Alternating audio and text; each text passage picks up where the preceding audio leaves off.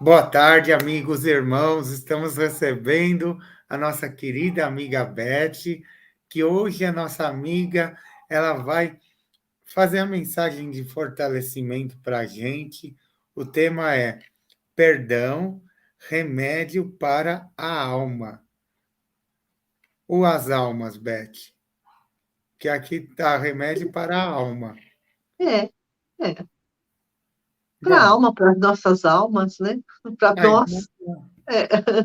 tá certo, né? Tá certo, tá certo. Então, seja bem-vinda, amiga Beth, minha querida amiga, para fazer essa maravilhosa mensagem de fortalecimento para a gente. Muito obrigado por você estar aqui presente para nos ajudar nessa tarefa tão importante. Você pode iniciar, por gentileza, com uma prece e encerrar com a prece no final. Gratidão e você tem 20 no mínimo, até uns 25 minutos.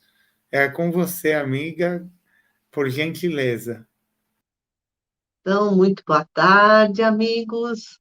É uma alegria estar aqui e a espiritualidade amiga do SEAC esteja conosco, nos trazendo inspiração, paz, discernimento e amparo. Então, por que precisamos perdoar? Precisamos perdoar? O perdão traz muitos benefícios.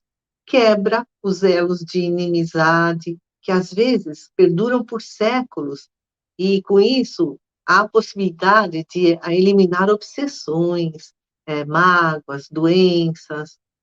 O perdão higieniza a nossa psique, porque quando a gente se auto-perdoa, a gente elimina a culpa, que também adoece. Então, perdoar não é só libertar-se do outro, mas também libertar-se da própria dor. Muito bacana, né? Mas é fácil perdoar? Bom, depende. Nós queremos perdoar? Se sim, precisamos aprender a perdoar, começando por uma autoanálise. Então, eu, né, quero perdoar o outro e posso me perguntar: por que eu estou me magoando tanto? E também podemos perguntar: nós, né, se estamos nos culpando, perdoar-se, podemos nos perguntar onde e como nasceram as minhas crenças de autopunição. O espírito Hamed escreve livros fantásticos pela psicografia do Francisco do Espírito Santo Neto. Então, aqui no nosso encontro, eu trouxe apontamentos de 3 livros de Hamed: As Dores da Alma, Os Prazeres da Alma e Renovando Atitudes. Então, ensina Hamed que nós ficamos magoados ou nos sentimos culpados por conta de expectativas que não se realizaram. A gente queria tanto, né, que aquela pessoa agisse de determinada forma conosco, ou que tivéssemos sucesso em algum empreendimento, mas essas expectativas não se realizaram. Por quê?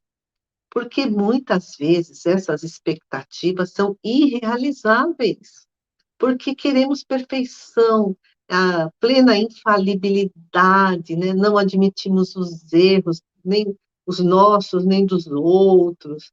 Essa expectativa exagerada, esperar muito do outro ou de nós mesmos, e no fundo é perfeccionismo, leva à frustração, à mágoa, à culpa. Hamed diz: nosso estilo de vida, em muitas ocasiões, é ilógico e neurótico. O querer viver uma existência inteira, desprovida de decepções e de ingratidão, com aceitação e consideração incondicionais, é desastrosamente irreal. Não dá para passar uma vida inteira sem a gente se frustrar, sem alguém ser ingrato para conosco, porque a Terra ainda é um mundo de provas e expiações, ainda somos espíritos imperfeitos, vez ou outra nos magoaremos. Por isso é necessário admitir que estamos magoados. E como? Aceitando as nossas emoções, os nossos sentimentos, como eles realmente se apresentam, né, na hora da, da ingratidão do outro, na hora da ofensa do outro. Porque, se nós não olharmos para essas nossas emoções e sentimentos como realmente são, nós vamos inventar um monte de desculpa, ou a gente vai fugir de fazer essa autoanálise. Então, é necessário aceitar quem somos, como estamos, para nos adaptar à realidade, aos fatos, aos acontecimentos da nossa vida. O maior desafio não é o mundo à nossa volta, mas o mundo dentro de nós. No Livro dos Espíritos, questão 239, Kardec pergunta: conhecem os espíritos o princípio das coisas? E olha interessante a resposta da espiritualidade. Os espíritos superiores possuem um amplo estado de consciência e uma capacidade plena para traduzir o princípio das coisas. Conhecem as matrizes de seus sentimentos e a razão de suas atitudes. Então, se conhecem como é que surgem esses sentimentos em si, essas atitudes em si e o porquê. Conhecem as matrizes e dos sentimentos e a razão de suas atitudes, porque já atingiram um grau de lucidez que vai além dos limites da percepção consciente. Então, a gente olha uma coisa e, às vezes, interpreta errado. A grande maioria de nós, aqui na Terra, analisa os fatos e toma uma atitude de forma inconsciente, irrefletida, impulsiva, automática, nem percebe como surgem esses sentimentos automáticos, o porquê eles surgem, o para que eles surgem. São automatismos, hábitos, e são mecanismos inconscientes e são, em grande parte, imperceptíveis. Então, quando nós queremos fugir de uma situação desagradável, nós não tomamos consciência da nossa mágoa. Por quê? Porque senão nós vamos ter que tomar uma atitude em relação ao ofensor. Ele me magoou, então o que eu vou fazer? Por conta de medo, de insegurança, de comodismo, a gente prefere não pensar nesse assunto, só enterra, esquece, e não trabalha esse sentimento. E a mágoa fica lá armazenada no inconsciente. Afinal, o que não é visto não é mudado. Ou então surge essa mágoa dissimulada, que leva a um estilo de comportamento inadequado. Não, não, sabe, eu não estou magoada, é, é só uma coisinha assim, e isso distorce a realidade dos nossos relacionamentos, que nem a síndrome de Estocolmo, por exemplo. A síndrome de Estocolmo é uma mágoa dissimulada. Alguns anos atrás, houve um sequestro na cidade de Estocolmo, lá na Suécia, e quando as vítimas foram encontradas e os raptores foram presos, as vítimas defendiam os seus raptores. No entanto, elas foram submetidas à intimidação, ao medo, à tensão, foram agredidas por esses sequestradores. E, coisa estranha, elas desenvolveram uma empatia, um apego, entre aspas, uma amizade, entre aspas, pelos agressores. Isso é um mecanismo de defesa, porque dói tanto pensar nesse assunto que é preferível dissimular essa mágoa. Não, não, sabe, coitadinho, não, deixa para lá. O Hamed diz: os sentimentos não morrem, poderemos enterrá-los, mas mesmo assim continuarão conosco.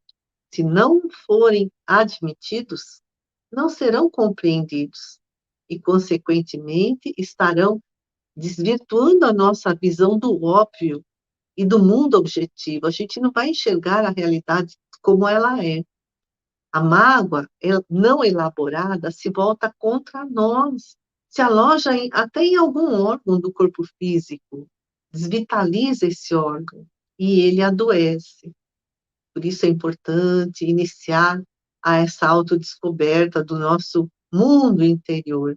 O Hamed escreve: a arte de perceber de forma clara e real as nossas mais íntimas intenções é uma das tarefas do processo evolutivo pelo qual todos estamos passando, é mergulhar dentro de nós com muita sinceridade, com muita coragem, para ver realmente como estamos sentindo, como estamos pensando, como estamos agindo, sem essas dissimulações, sem essas fugas, para poder perdoar. E o que entendemos por perdoar? Qual é o conceito que fazemos do perdão?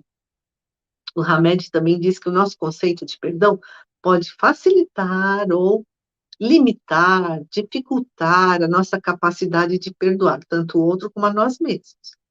Então, tem gente que pensa assim, sabe, se eu perdoar, eu vou ser apática, sabe, eu estarei aceitando os erros alheios, eu estarei aceitando passivamente o que os outros fazem comigo, né? Ou então aqueles que, esses são os durões, né?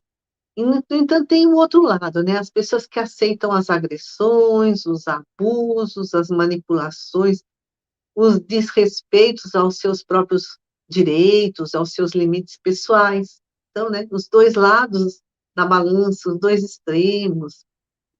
O Hamed fala que o ser humano muitas vezes confunde o ato de perdoar com a negação dos próprios sentimentos, emoções e anseios, e com isso reprime as mágoas e usa a desculpa para fugir da realidade, porque se essa realidade for assumida, a gente precisa mudar os nossos relacionamentos, e isso não é fácil. E perdoar também não é apoiar os comportamentos destrutivos, fingir que tudo está bem quando não está, ser conivente com as condutas alheias inadequadas, não é viver desculpando as ofensas dos outros, porque aí a gente vai enterrar as nossas emoções, elas não serão verbalizadas, e aí elas vão se manifestar negativamente no corpo físico. E, ou então, né, surgem outras situações, com pessoas diferentes, no nosso dia a dia, a gente explode com quem não devia. Então, a gente está acumulando tanta mágoa que chega um dia que uma gotinha a mais no copo, uma gotinha a mais de água, faz tudo transbordar. O Evangelho segundo o Espiritismo, no capítulo 9, traz o artigo a afabilidade e a doçura. Então, dizem os espíritos que há pessoas que são constrangidas por estranhos, né? Então, diante de alguma ofensa, não reagem, mas descontam os seus conflitos internos nos familiares, são os tiranos domésticos. Tem outro alerta de Hamed. Aqueles que vivem pedindo desculpas para nós, né? Mas continuam nos ofendendo, prejudicando. Ele diz, essas pessoas vulgarizam a palavra desculpa, é uma desculpa social, que é da boca para fora, sem intenção de mudança interior. Então, nós precisamos diferenciar o que é uma desculpa sincera dessa desculpa social, que pode ser uma manobra ardilosa, um estratagema para o outro conseguir algo da gente. Agora, quando a pessoa, né, pede uma desculpa com muita sinceridade e ela não teve intenção de ofender, ela diz que não tem intenção de ofender mais, e vem do coração, ela faz o possível para realmente não ofender mais. O Hamed fala, a desculpa, nesses casos, né, quando a pessoa errou, mas ela tem intenção de se modificar, pode ser o início de um novo tempo de convívio respeitoso, mas também pode ser um eterno jogo psicológico, naquele caso de desculpa social, né, da boca para fora, em que apenas se amortecem o desrespeito, a brutalidade e o golpe da ofensa. Então, a pessoa nos ofende, desculpa, mas ela não tem intenção de mudar. Aí ela continua nos ofendendo, desculpa. Então, é só como diz Hamed, um eterno jogo psicológico. No Livro dos Espíritos, questão 661, pergunta, né, Allan Kardec responde à espiritualidade. Aquele que pede a Deus o perdão de suas faltas, não o obtém senão mudando de conduta. As boas ações são as melhores preces, porque os atos valem mais do que as palavras.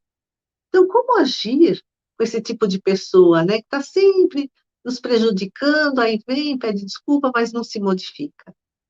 Hamed nos explica manter uma distância psíquica dessa pessoa problemática, para evitar discussões, diálogos mentais, né? Então eu fico com aquela fixação mental, aquela pessoa não sai da minha cabeça, e eu fico brigando com ela na minha cabeça, né? Então manter essa distância psíquica para fazer uma renovação da nossa atmosfera mental, para a gente ter mais lucidez, mais clareza nas ideias. Manter distância psíquica é desconectar-se psicologicamente, mas não fisicamente, né? A gente não vai se afastar da pessoa, porque às vezes ela mora na nossa casa, mas também essa distância psíquica não é ser frio, insensível, tipo assim, ó, de hoje em diante ninguém mais me atinge, ninguém mais me machuca, não é? Isso não é distanciar-se psiquicamente. A distância psíquica é desligar-se no sentido de não alimentar-se mais das emoções alheias, né? Isso acaba se transformando em obsessão e autoobsessão, e desligar-se também dos problemas que não podemos solucionar por enquanto.